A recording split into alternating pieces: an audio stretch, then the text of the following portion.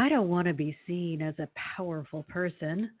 Powerful people are loud, obnoxious, and often take advantage of others. No, I'm content to be meek, mild, little old me. I sure don't want anyone to think that I tried to hurt them or take advantage of them in any way. It's better if I just stay small. If you've convinced yourself it's safer to play small and go about your life unnoticed, then you're giving away your personal power.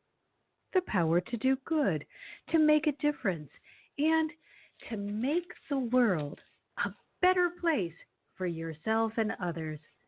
An inaccurate understanding of what it's like to be a powerful person is preventing you from living your life's purpose. It's preventing you from accessing your greatness. Welcome, everyone. It's Marcia Martin, the Heart Healer, here with you on Angel Heart Radio. And if you're ready to discover what personal power is all about and how you can use yours to improve your life, then I want you to stay with me, because when we come back, we're going to discover how you can lay claim to your personal power. Angel Heart Radio programs are powerful tools for transformation, positivity, joy, and hope. They should not be used to replace your legal or medical advice. Welcome to Angel Heart Radio, where we celebrate you. We celebrate your divine connection. We celebrate your magnificence. We celebrate you as a beautiful being here on planet Earth, sharing your love and your light. We are so blessed to have amazing hosts here on Angel Heart Radio. We fan your seeds of hope and we help you to plant more. AngelHeartRadio.com is our station, and AngelLight777.com is our big sister. All the links, the series, host information, how to visit us, and really how to receive the best from Angel Heart Radio, and a whole lot more besides. Thank you for choosing to be with us on Angel Heart Radio. We're so grateful to share with you. Powered by love, Angel Heart Radio is brought to you by AngelLight777.com. So today we're talking about power. If you have a question or just want to share with someone your experience with power, then give us a call at 347-202-0232. If you're calling outside the U.S., you need to add a 1. Again, that number, 347-202-2032. And today we're talking about power.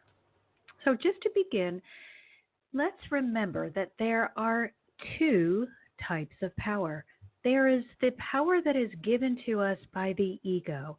And this is the kind of power, and let's not immediately get into a place of judgment, because I know this can be a very contentious topic, so I want to make sure that we stay out of judgment and just get the information.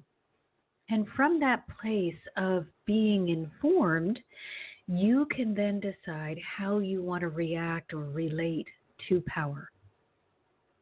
So there's ego power, and ego likes to place us in a one-upsmanship kind of position. So this is sort of the superior or inferior view of power. The ego likes to have us compare.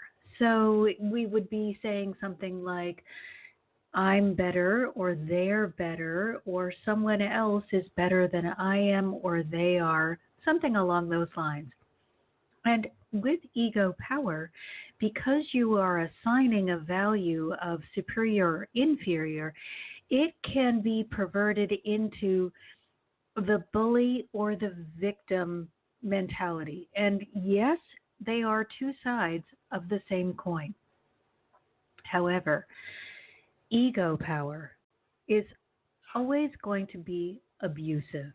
It is always going to be feeling that someone or something has something that you want, or that you may feel that you can take something from someone else that they have. So it is not a leadership kind of power. It is a power where you are deliberately trying to make another one feel small. Now let's compare that with divine power. When we are connected with our divine power, and remember, there is no one that is unable to connect with the divine. Every single one of us come in with that divine connection, and we cannot lose it. We can decrease our ability to access it, but it can never be cut off completely. So divine power has a different approach. Divine power doesn't need authority. It's not playing the game of superior or inferior. It doesn't have it's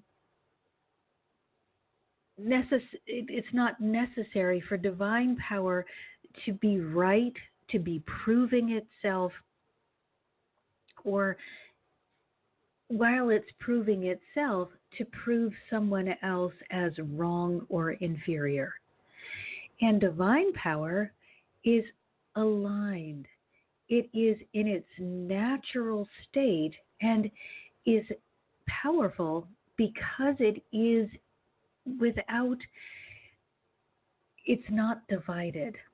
It is without the division of the ego. It's not seeking to be something that it is not. It is merely aligning with all that it is, and it's within this alignment that we are able to access real power. It's shining without pretense.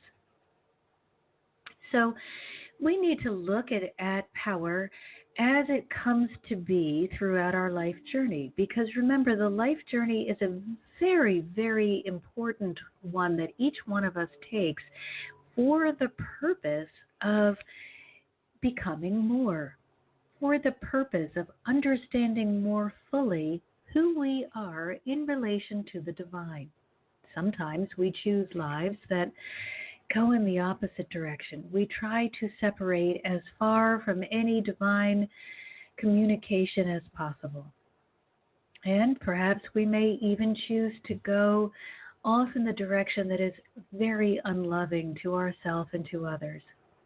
However, the life journey as such is a journey designed for us to get to know or to become in greater alignment with the divine. And because the divine looks at things from an eternal perspective, they don't view one life as a make it or break it kind of situation.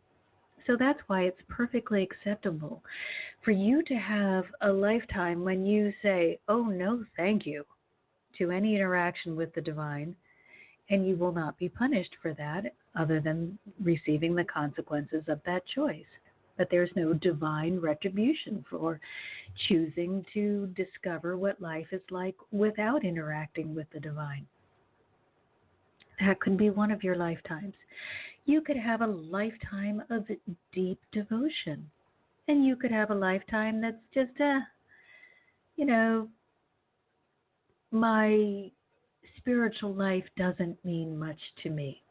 It doesn't matter what you have chosen in this lifetime. It's really much more important that we get a broad perspective so that we are good at choosing, so that we make the choice that is going to support us and enable us to go forward in a positive direction with our lives.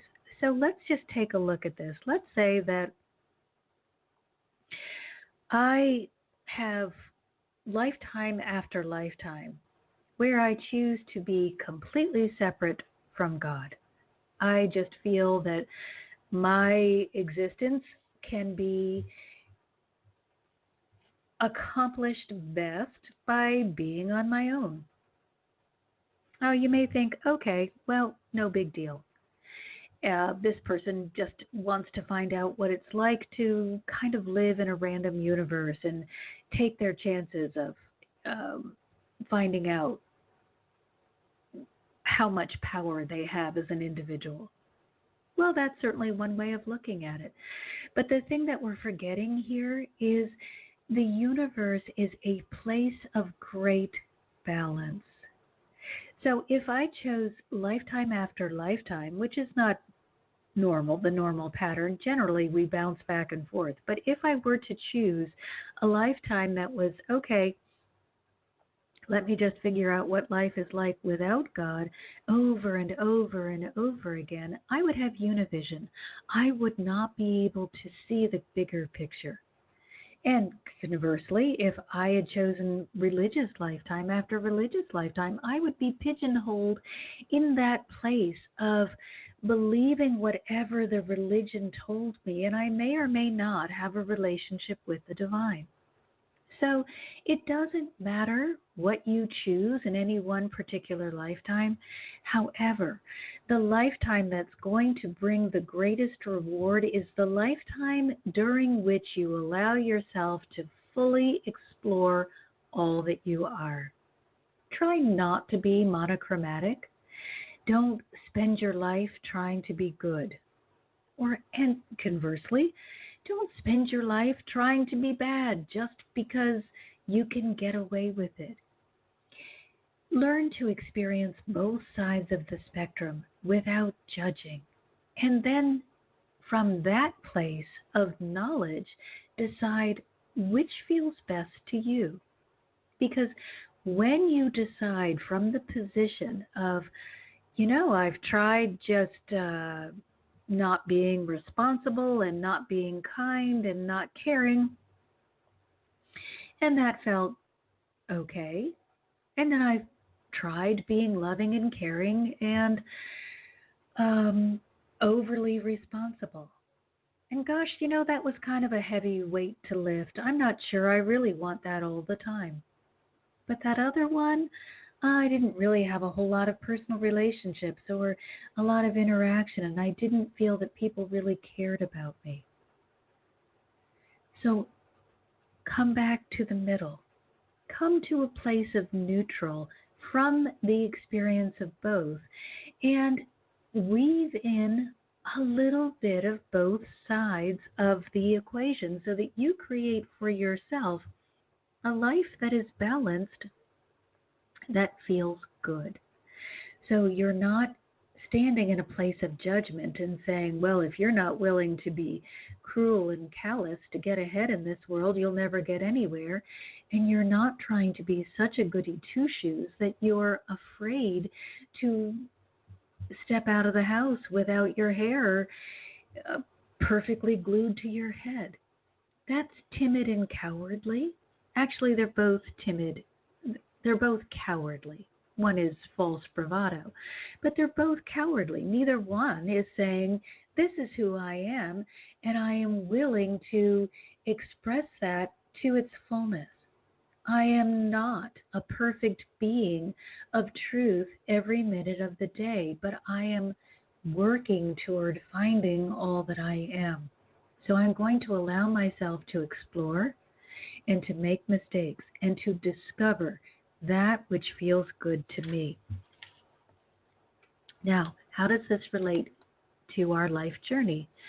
Well, when we begin as a child, we automatically, well, as the baby, at first, you're in this state of dependency. It's absolutely clear that you're not going to be able to meet your own needs as an infant. But here's a wonderful thing that we often forget. This child that appears to be so dependent on this human that is tasked with feeding the child and making sure they're clean, their diaper is clean and dry, and they have the things that will make them feel good.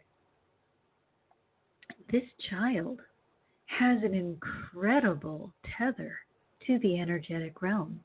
So they are being fed constantly by the divine. Even if the human that they have attached to themselves to for this life journey, even if that human is incapable. They have not lost their tether with the divine. And often I find that those people who have had severely dysfunctional relationships growing up, severe abuse and other kinds of real difficult circumstances to deal with, have a much stronger hold on the divine because they needed that interaction more than perhaps someone who had a more normal life growing up. So we begin in the bosom of the divine, completely aligned with the energetic realm that we have just left.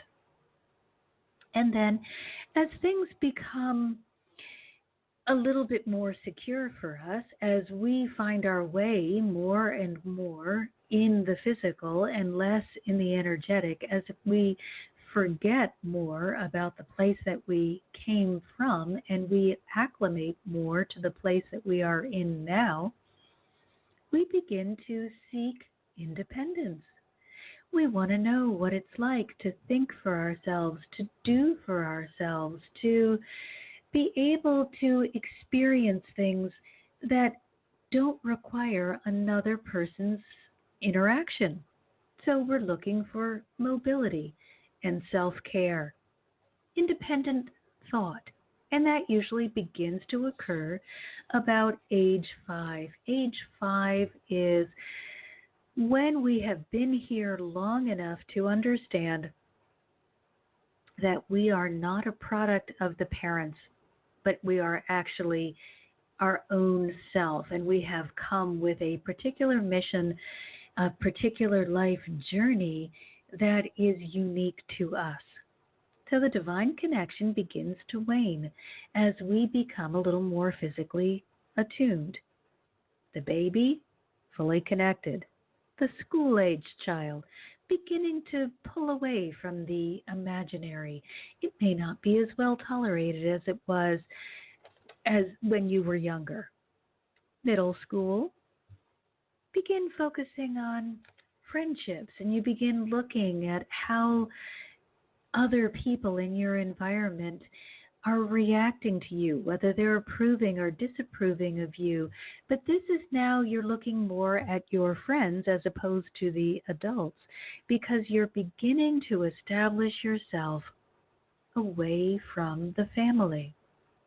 And this behavior will progress pretty much unchecked until you're about 30, and then the focus begins to begin on again, but this time usually with your new family. By that time, most people are sort of settled in to the new unit they may have made, or if they have not created a new unit, they may take new interest in their parents. They may find that they have a different relationship with their parents. Again, this is looking at the family unit as a way to reach for something greater. You may feel that you have gotten to the end of your ability to function independently. And so the first idea of cooperation that you experienced in the physical was generally within the family realm. And so you may begin going back within that to see if you can find that again. Also, if you have young children in the home, that added responsibility may make you feel a little more vulnerable. But with that vulnerability comes the desire for power. Now, we had a desire for power as we were walking through the elementary and the early school stages, but it was, how are we relating to our peers? They were the most important, or can we please the adults in the room? Now we're beginning to step in to personal power. So we have our first caller, and let's find out how we can help everyone today establish power that feels good to you. And our caller is from 267. And before I ask your name, just let me reassure you that you do not have to use your real name if this feels very personal and you don't would rather not. You can use any name that feels good to you. So, welcome from 267, and what should I call you? Okay, Maria. You want me to call you Maria? Yes. Okay. All righty. So what kind of power situation are you dealing with? Okay, well, I just tuned in, and I'm sorry, I thought you were doing readings, but like I don't know what you mean. I'm sorry. If you could just run that by me. I think I know because when I heard the first part. Well, I'm talking about how to lay claim to your personal power and the difference between egoic power and divine power. And certainly, we can check in with our guides to see how you can best make use of all of the help that's available in your life to make you feel more powerful in on your own life journey. Oh, okay. All right. See, well, I'm going through something right now. It's someone I was in a relationship with. He's going to be moving in, and I don't know why. I'm just feeling. I always feel guilt. I always feel like I'm doing something wrong, and I don't know why. Like I was just explaining to my son earlier. Like I don't know why I'm like that. If that has anything to do with what you're saying. Okay, so let's take a look because the purpose of this show is not to give readings, it is more to help educate you because when you understand what your role is and how the energetic realm can help you and support you, you'll be more able to interact with them. A reading can help you see if I don't change anything, this is where I'm going. But I want you to go beyond that. Readings are a wonderful support.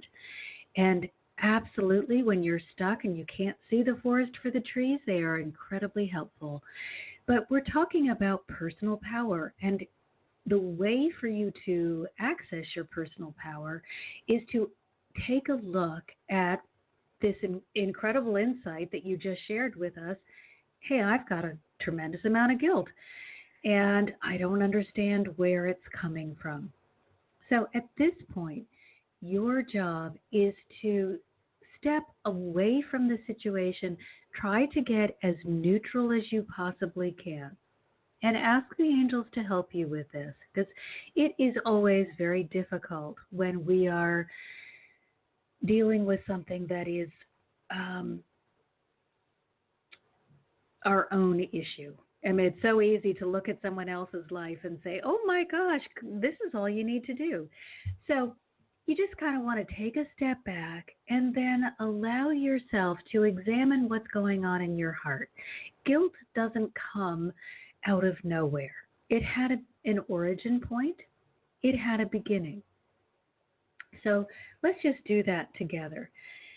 Looking back on your early years, and most situations, or often many situations, get roots in our earliest memory. Do you remember a time when you did something that your parents really disapproved of, and did it have anything to do with inviting a friend in at an inappropriate time or something like that? Yes, I was a pretty good kid. I mean, I was I was always too good, too nice, and Excellent. Good for you for being willing to admit that and for seeing it for what it is, because it's you wearing the mask of I can't make a step, I can't make a mistake. I don't dare get this wrong, because if I do, this love that I'm feeling will be taken away from me. So here you are, you're a young girl, and you make the mistake of bringing a friend into the home at a time that something was happening. So now you're in the same situation. You are inviting someone into your home, but you are running up against the, oh, I don't know, I'm a good girl. I don't know if this is okay. Somewhere in your subconscious, you're replaying this time that you got it wrong, and you haven't forgiven yourself for getting it wrong. So, what I would advise that you do is just say, and we'll use the name Maria. Maria, I'm so sorry that I have held this silly action against you or decision against you for all of these years. It must have been really difficult to behave appropriately all of the time for fear of punishment. You really are Yes, an amazing being.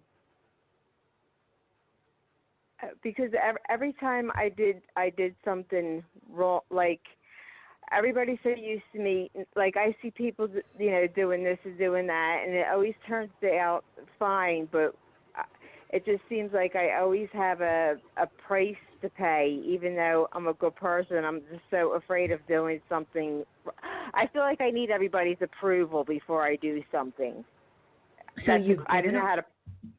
You've given away your personal power. And you are brilliant, Maria, for being able to recognize that, because so often we go through this life and we keep saying, well, I don't understand why I feel so badly or sad or lonely, or I always feel wrong or on wrong-footed.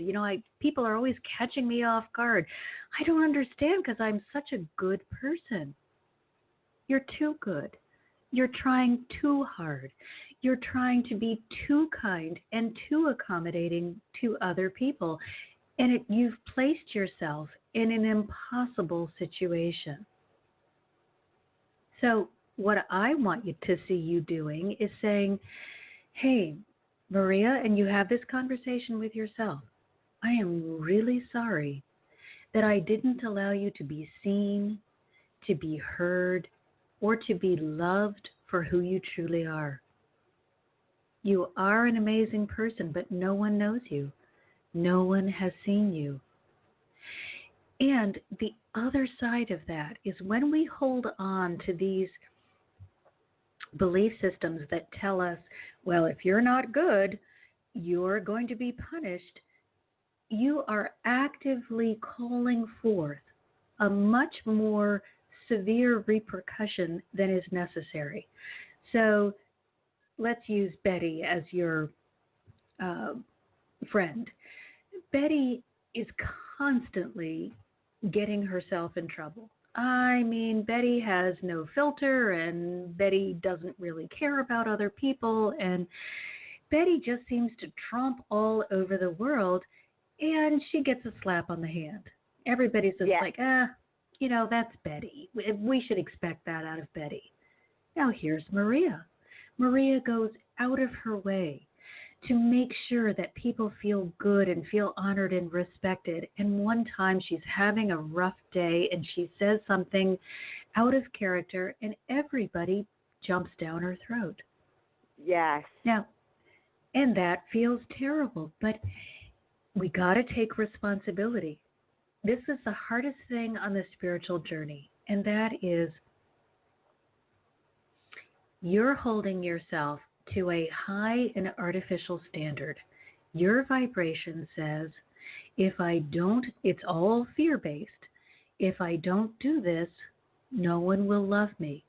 No one will like me or include me, and the few people who do interact with me will be taken out of my orbit, and I'll be all alone. They don't know you. They've never met Maria. They've met a Maria facsimile, a Maria who's too good to be true, so they don't know you. So right away we can take that fear off the table. Those if you were to really to be you, because one of the things that I can do easily is see people for who they really are.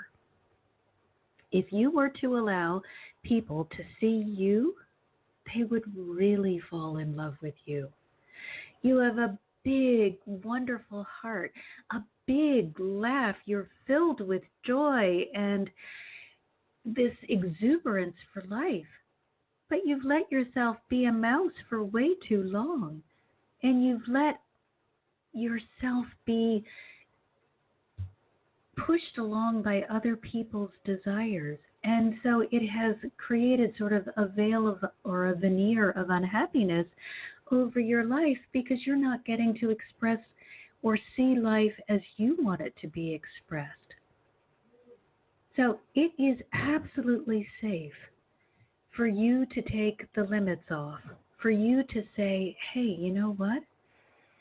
I cannot be this cardboard cutout that I've tried to be all my life. I have to be the full-bodied Maria that really loves life. And that means sometimes I'm going to be angry or disappointed. Sometimes I'm going to be sad and lonely. And other times I'm going to be over the top, filled with joy and love and just so much fun to be around. But I will be a real person. I will really be me. Sometimes I'm going to make mistakes, and I might even hurt your feelings.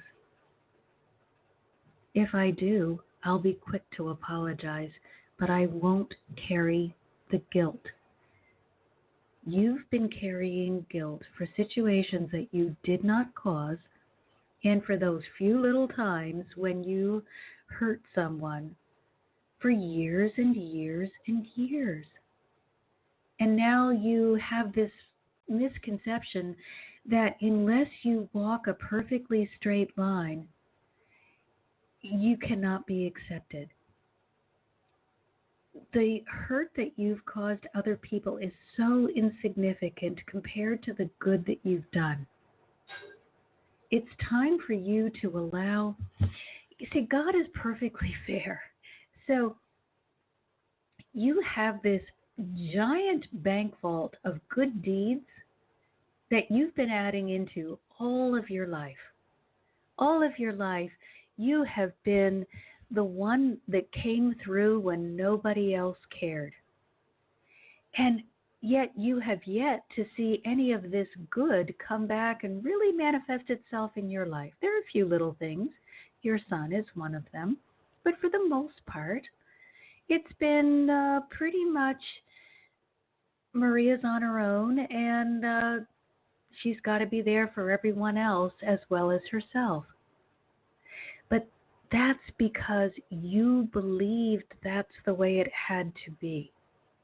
And all this time, you've been accumulating this incredible bank vault of treasure that has been adding up and has your name on it of all the good deeds that you've done. There's goodness that wants to reach you.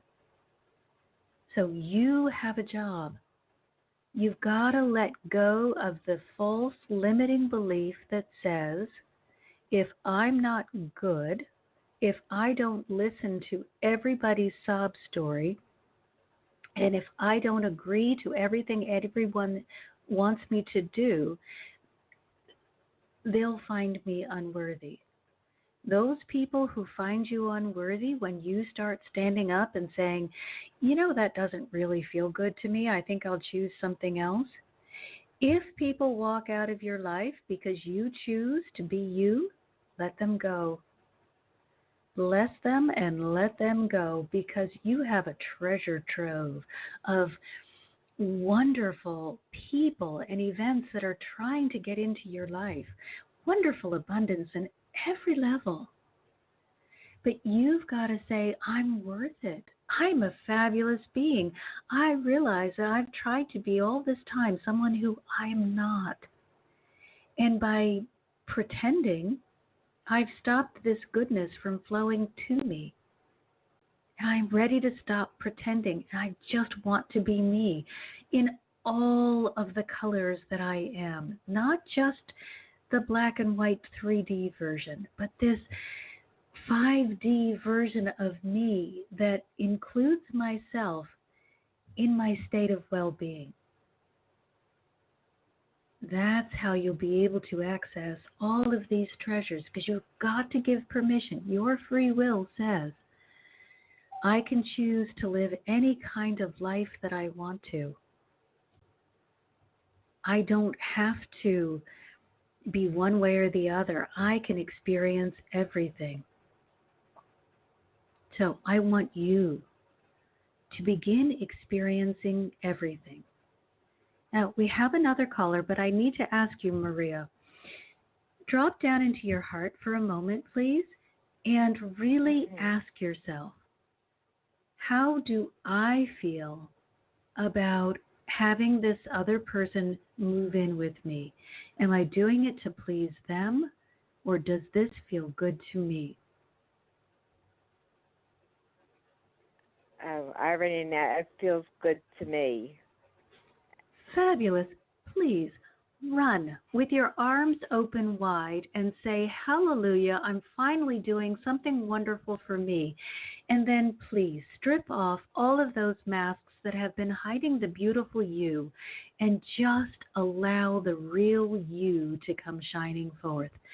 People are going to be so thrilled to see that real person. And you're going to be assuming a position of leadership. People are going to be coming to you and saying, wow, Maria, I don't get it. You're so powerful and confident and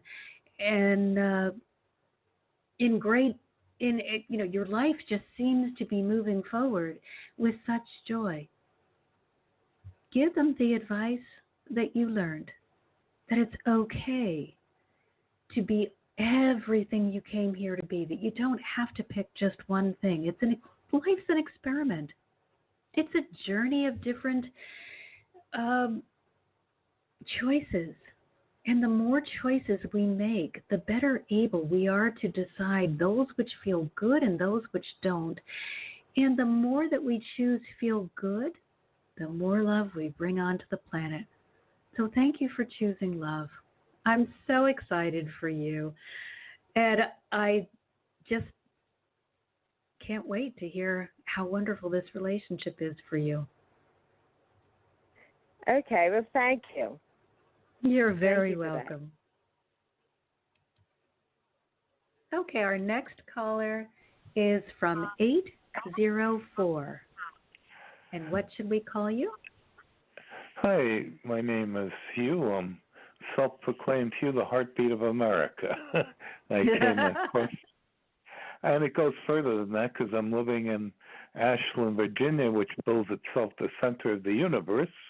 Ashland sits in Hanover County, where Patrick Henry grew up, who said, give me liberty or give me death. As a Vietnam-era veteran, I feel the same way all these years later, and I'm bringing forth strategies that hopefully will unite the people and get this country back on track based on new paradigms of spirituality and unconditional agape love. Well, thank you for that incredible service. If we could all come from our heart, truly, we would be living in a wonderful world. So it's Hugh, just a matter of choosing, so you can change at any point in time and create a whole new life. I've been tested throughout my entire life. It's been very bizarre.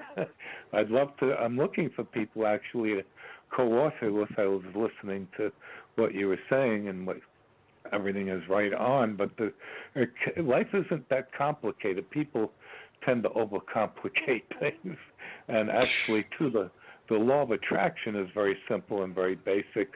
What you put out, you get back. And I was raised a Roman Catholic. I'm not a practicing Catholic at this point, but I do thank them for teaching me about Jesus Christ. That's where I resonate totally.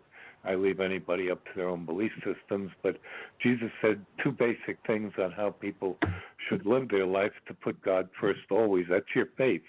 If it's rock solid, you'll see your way through anything. And the second thing he said is to love your neighbor as yourself, and that's what people have to start shifting into their heart to do. And when you're a blessing to others, it's a blessing back to you. That's the way people have to really start thinking every day, being in gratitude instead of fear and chaos, and just getting out into nature, which I say is God's classroom. Leave the devices and just start resonating with the beautiful miracles around you, the flowers, the trees, listening to the birds singing. They're happy because all their basic needs are met, and that's what will happen too if your faith is strong enough. And what a brilliant point. But I want to just make sure everybody understands, yes, the law of attraction is incredibly simple. However, you have to leave fear at the doorstep, or you're really going to complicate it. So, Hugh, that was brilliant what you were saying. However, so many of us have grown up in a fear-based household or have been taught fear-based teachings, and sometimes the church can be guilty of that as well. And so we got to be really careful that we understand that if you put your fear first, you're going to receive fear in return. And so the law of attraction is not a law that is choosing one person over the other. It doesn't like one person better than it likes you, and it isn't dependent on having money or social status or a specific race or gender. There's absolutely nothing standing between you and the law of attraction except fear. Because if you say, oh, I desire to unite people so that we can live in a better world, and you are afraid every time you walk out of your house that somebody is going to come and hit you over the head and steal your wallet, you cannot be attracting both things at the same time. So what will happen is you'll default to whatever is your stronger belief system. So if you believe more strongly that every time I leave the house there's a possibility that someone will hit me over the head and steal my wallet, that's going to happen for you. And unifying the world probably will not. It's not because you're not good enough or not powerful enough or not the right age. None of that matters. What matters is that the dominant belief that you were holding on to is every time I walk out of my house, I run the risk that somebody's going to clunk me over the head and steal my wallet. So let us all get on the page with you where we understand when you come from a heart-based place, you got to do the work to release the fear that you may have stuffed into your heart. And trauma can do that. Abusive relationships can do that. Just life experience can do that. But everyone needs to go through a periodic cleansing of their belief system. What am I believing that may be holding me in this place of fear or lack of faith? And then ask yourself, am I going to lose anything if I decide to change my belief system from nothing good will happen to any great, wonderful, fabulous miracle can happen? What's going to happen to me? Well, the only thing that can happen is that you change your point of attraction. If you really hold on to the belief that any wonderful, fabulous miracle can come your way, then yes, you will be in the line, in alignment to receive that. But you can't play the game of going back and forth. This is where we get into trouble. You can't one day, they're going to steal my wallet. The next day, oh, I believe in miracles. Pick one or the other. And Hugh, I also agree with you. Jesus is like my main man. He taught me the angel heart healing technique that changed my life and the life of so many others that I've worked with. And Jesus has said to us, if you're lukewarm, I spew you out of my mouth, because you're getting hit from both sides. On the day that you're worried that somebody might take your wallet, you're sending out a fear vibration. On the day that you're hoping for a miracle, you're sending out a little stream of faith, and you hope something good comes, but it's so tenuous that it can quickly be perverted into fear. So let's choose a side and get on it. If you want to live your life afraid of everything, that's your choice. But I do want you to recognize that no one is out to get you, but you are going to experience the consequences of that choice. You are going to feel powerless. You will be giving away your personal power. So instead, I would like us to join Hugh and say, I'm going to try faith on for a change. This does not mean religion, although you certainly are welcome to religion. Try faith. Faith means I believe.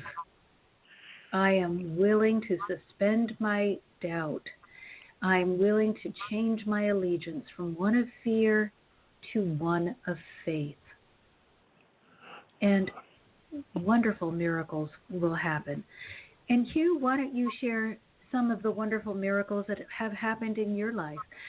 Certainly as a veteran, you have many reasons to have trauma in your life that could be quite disabling.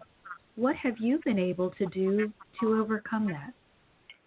Well, if you don't mind, I'll share a big website I think you'll find quite fascinating. And again, I'm looking for people just like you that can help bring out more, and I can empower you more. It's us collaborating in a way that everybody wins. That's where I'm looking to shift things in economics too, where it's not just selling, and it's how does everybody benefit from anything that's being produced. But I will share, if I may, my last name and a big website that you can get to if you simply Google my last name, Traulsen. That's spelled T like Tom, RAULFEN like Nancy, the word and, A-N-D, and then Trump, T-R-U-M-P. It will bring you to a page on a website, rootingoutcorruption.weebly.com. There are many pages on that website that will give documents, information, and interviews. I actually share common background with the president. I pray for him, and that's another thing people don't do. Prayer is very powerful. I don't necessarily agree with him, and I'm not into the ego. I don't believe in trade wars. That's the old paradigm based on control and corruption, but I leave him to his path, and I stand firmly in mine. And when you see who I am, then my whole life is like the poem Footprints in the Sand. I've been tested in so many different ways, but when I let go and let God, when I put it in the hands of Jesus and say, forgive them for they know not what they do, I mean it with all my heart. And that's what Jesus wants you to do, is not to seek vengeance. Vengeance is mine, saith the Lord, but you need to be forgiven for things that you've done to people too. So I say forgiveness, love, and prayer are the most valuable lessons we have in life. The other big thing I think people have the most fear of is going back to where we came from, spirit. They're afraid of dying. It's a fact that you came from spirit, and you're going to go back there eventually where the material goods have absolutely no use. So here again, the big focus should be is what am I doing with my life? I was blessed with an earth angel for 35 and a half years as my wife. She taught me the most important lesson I say we all incarnate to learn, the lesson of unconditional love. I can't thank her enough for that. So in her memory, I'm committed to empowering women and indigenous people in all the work that I do. At the same time, I'm working on rooting out corruption and bringing in new paradigms based on spirituality and unconditional agape love to transform global economics, education, politics, religion, and more. So I'm changing the world from my dining room table. That's another choice I'm making, and I did ask Jesus Christ to be my business partner. That makes me an unlimited well of creativity as well as a creative, intelligent force, but I don't want things done in my way. I want them only done in the way Jesus wants them done in his time. So even if I'm just planting seeds, I'm just delighted to be doing that. And there's an interesting article I was written up in after my name, Hugh Charlson. If you put manifesting your future, it's a little story that gets involved with nature a bit too, which again, I say it's God's classroom. So put the devices down, get out of it, and when you come back in, your stress level will be lowered, your awareness will be heightened, and you'll have a whole new perspective if you just stay in gratitude and joy. Thank you so much for allowing me to say this. You're absolutely welcome. And I want to speak to something that you said that I think is so extremely important. The idea that we are needing to compete is something that was drilled into us and has been a theme for a considerably long time. However, all of those of us who have chosen to be early awakeners have also taken on the role of a leadership role, whether you want to admit it or not. Having the information that you have, the spiritual awareness that you have, creates a sense of responsibility within your being. And one of the things that we are being asked to do is to create a cooperative environment. So the age where we felt that the way to get ahead or the way to receive abundance or to live what was called a good life was to be better than someone else, you can let go of that outmoded belief. The spirit of competition has been replaced by the energy of cooperation. And we need to realize how much more effective we are when we are a united whole doing something for the good of all concerned, as opposed to one against another trying to beat each other out for a space at the top. When you step in to the world as God sees it, you see that we live in an unlimited universe, an unlimited place of abundance. There is always more than enough for all. And as Hugh has shared with us, the natural world is a wonderful reminder of that truth. If you are paying attention to the natural world, you will not see fear. You don't see unconsciousness. You see beings that are satisfied, that are very present and enjoying the moment in which they are in, no matter how they have chosen to be in that moment. You're not seeing creatures who feel that they need to somehow do away with the other species in order for them to prosper. If that should happen, if we do get an imbalance, it throws the entire world out of sync.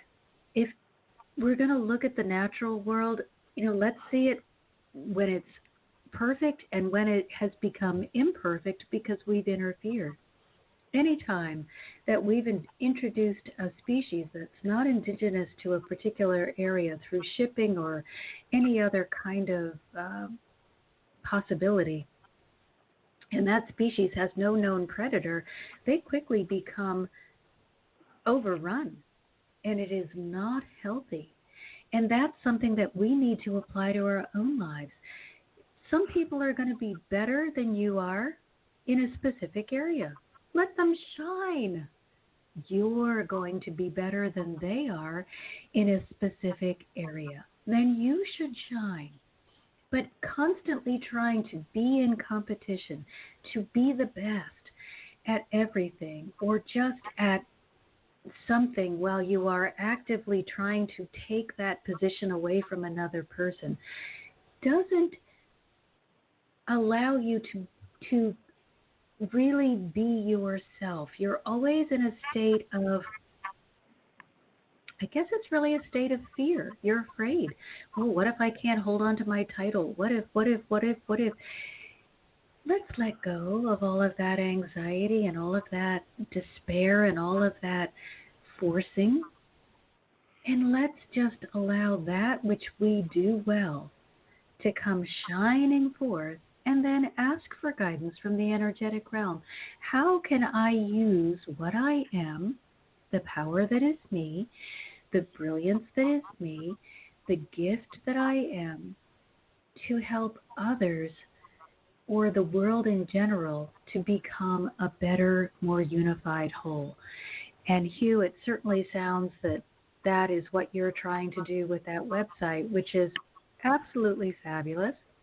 And those of you who would like to participate with Hugh, please do so with the understanding that it's a cooperative venture. And with the understanding that when you just allow yourself to do what you do well, and you allow others to do what they do well, and you stay out of the arena of judgment, it's a much happier life. It's a much easier life. There's so much less resistance. And the thing that happens, that at least I have found in my life, is that I can really concentrate on my life purpose, and I don't have to be anxious about those things that I'm never going to be great at. I like to have a cursory knowledge of the things that I have to be involved with, just so I understand how much energy it's taking when someone else comes to help me with it, and I can be truly grateful for their help. If I don't know how difficult it is or how complicated it is, I may not be as honoring to them as I would like to be. So I like to have a general idea of all of the moving pieces that people may be helping me with. But I have learned just to stay in my own lane and feel good about who I am. And when I do that, I've been able to attract some incredibly wonderful people that I enjoy spending time with and who help me become a better person. So everyone who is looking for help in any way, I am not taking personal clients at this time. I am running a waiting list. So if you are interested in working with me personally, I will create some sort of way that we can start that waiting list so that you can learn when an opening comes up. But we still have our community on Patreon, our Healing Hearts community, and that is just getting started. And this is a cooperative effort. This is me teaching you in depth all of the things that I have learned from Mother God and the other energies in the energetic realm who are filled with wisdom. And as the community grows, I'm going to be opening up additional tiers so that we'll be doing some group counseling and coaching and group, I guess manifesting would be the best word, holding space for each other. So I thank you all for being here. Hugh, I thank you for sharing your vision for the world. And always, I'm delighted by all of you who have called in. When you are willing to share what you're going through, you are being a voice for others who may not have found their way yet. And your solution will help them. Your honesty helps them.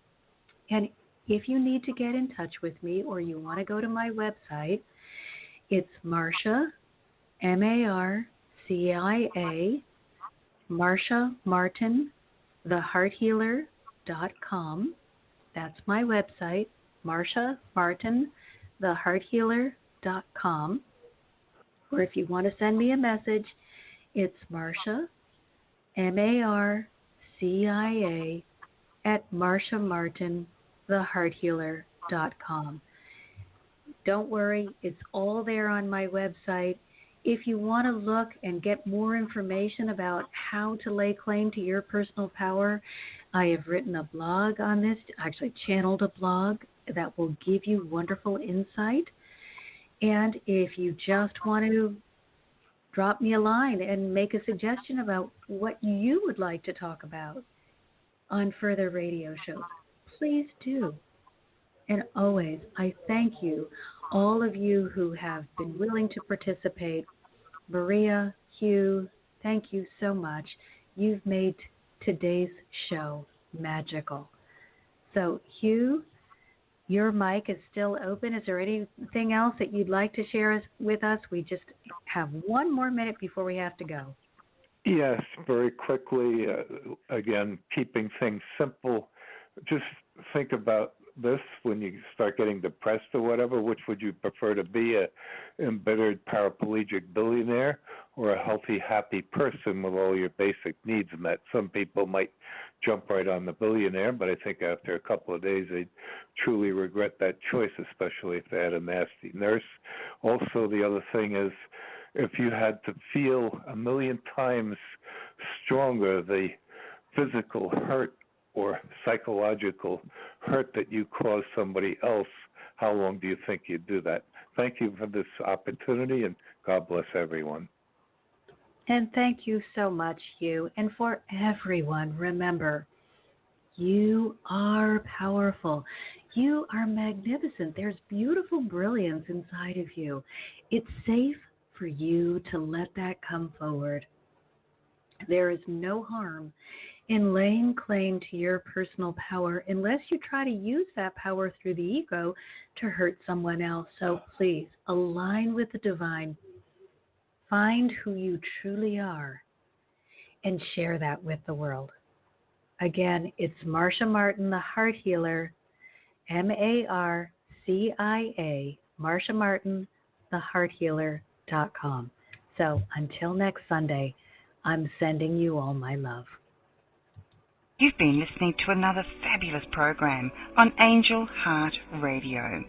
Our goal is to remind you of how much you matter in the world and to let you know that we appreciate who you are in the world.